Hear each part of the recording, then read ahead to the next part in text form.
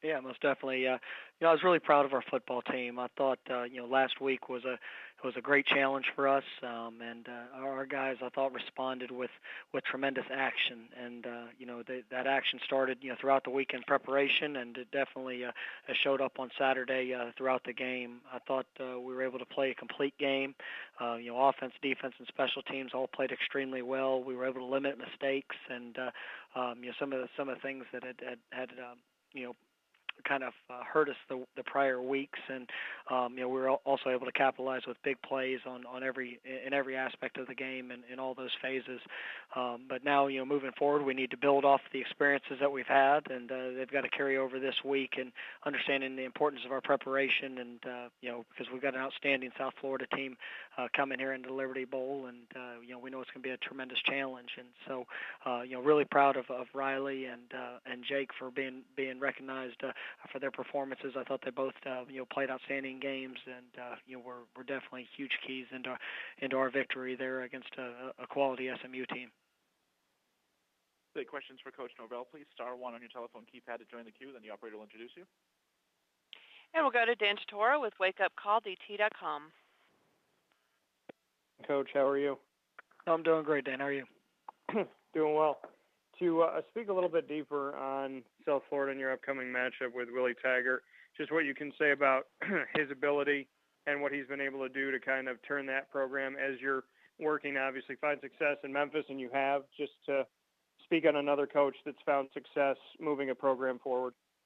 Yeah, I think Coach Taggart's done a tremendous job when you see, what they've been able to accomplish. Really the last 2 years. I think, when you look back at last season, the Memphis game was really the turning point, in their season, and they went out on and had a tremendous finish to the year, and then you can see that confidence and expectation that they've been able to carry into this year, and they've played at an extremely high level, and they've been in and very competitive in every game, and they've been dominant in their wins that they've had. So this is a football team that's extremely athletic.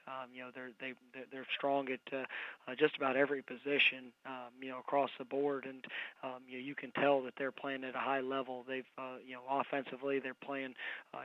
Coach Taggart's done a great job of building and developing their system, and they've definitely got some dynamic players that can present challenges in every area. So we know that it's going to be a top-notch football team that's coming in at a championship level caliber team, and so we've got to be at the top of our game. You're here this Saturday. And then as far as spreading the ball around in the last game, especially against SMU with numerous rushers as well as receivers that you had out there, just to speak to the weapons and how dynamic you're working for this offense to be utilizing so many different faces and so many different looks out there as you move forward. I think as we've continued to grow offensively throughout the season, being able to showcase the skills and talents of the guys that we have has been something that I think has continued to evolve. And Riley's done a nice job of spreading the ball around. Coach Long and has done a great job of trying to utilize the different weapons out of the backfield in the rushing attack. And this is an offensive system that is built for playmakers. And the multiple ways that we can get the ball in their hands in space, allows them to do what they do best. And so we're continuing to grow. We've got a lot of young guys, especially offensively, and I think we're starting to see the comfort level and growth that we're hoping to see here is really showing up later in the season. Thanks, Coach. I appreciate it. Thank you. And we'll go to Leo Haggerty with It's Sports Magazine. Good afternoon, Coach. Hey, how's everything going? Another day in paradise here in Tampa. Coach, you scored 51 points at SMU and hold the Mustangs to 7. What went right last weekend in Dallas? I tell you, I thought it was everything kind of came together. In the previous 2 weeks, we had played really good football teams, much like SMU was a good team, but there were a lot of a lot of mistakes that showed up that cost us in pivotal situations, and we weren't able to capitalize on those opportunities, and so we knew we needed to play a clean game, and if we could do that and really limit the mistakes, that we felt very comfortable in what our team would do, and presented with those opportunities, and so I thought that was the biggest thing. We were 100% ball security, had no turnovers on offense, and then we're able to go +3 on defense, and that was one of the key factors going into the game that we needed to see, and then we were able to carry it over with I like the physicality and effort that our guys played with, I just thought that in every phase, our guys were ready and performed at a high level. Coach, South Florida hasn't been held under 30 points all season in any game. Do you go into this game figuring you're going to have to put up at least 30 to stay in the game? Well, we know it's going to be a great challenge, and I think when you look at the South Florida team, you see a lot of weapons offensively. You see a team that's definitely capable of scoring on any play, and so we've got to come in with a great game plan, and we've got to make sure that we're not giving them multiple opportunities by turning the ball over, by doing things like that, because this is a team that's going to be difficult to defend, and I think every that they played would probably attest to that, and we've got to capitalize on our opportunities when we get the ball offensively, and being able to go down and put points on the board. But this is a team that's very balanced in every area. They're good on special teams, good defensively, and then offensively extremely explosive. So every unit's going to have to come out and play at a high level. Coach, last question, and thank you for your time today. USF runs is about as up-tempo in offense in college football as you see today. It's more up-tempo on steroids. Can you practice for something like that goes that fast?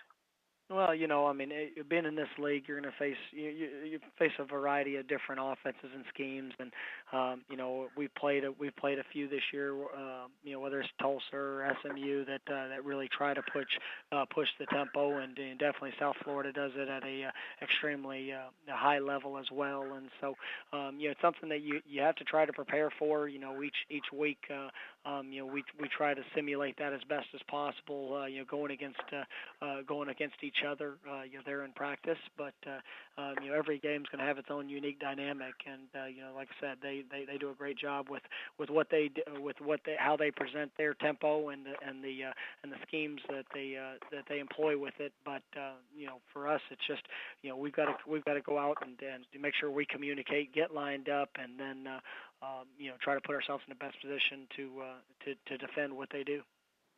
Thanks, Coach. Good luck this weekend. Thank you. And we'll go to Rob Fisher from Sports 56. Coach, with the win this week, you've had some games this year where maybe you didn't play very well, but you've come back and played very well the following week. How would you assess your team's ability to overcome some adversity?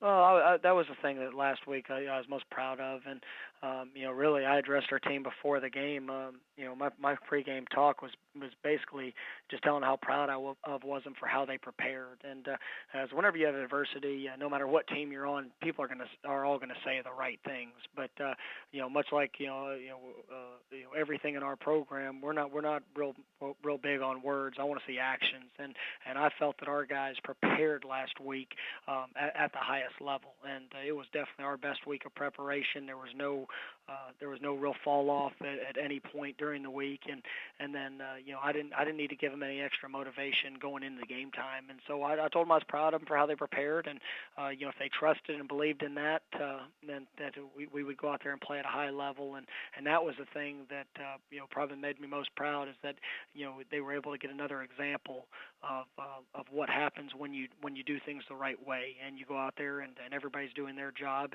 and the result was something that that I was hoping for, that all that preparation would pay off, and now we've got to build off of it. We've got to take the experiences and continue those each and every week, and continue to get better, because every week the challenges will continue to rise, and there's no greater example of that than the team that we have coming in Liberty Bowl this week in South Florida. Have you seen that ability from your team all season to really take it 1 week at a time and put the previous week behind them and not look ahead to the next week?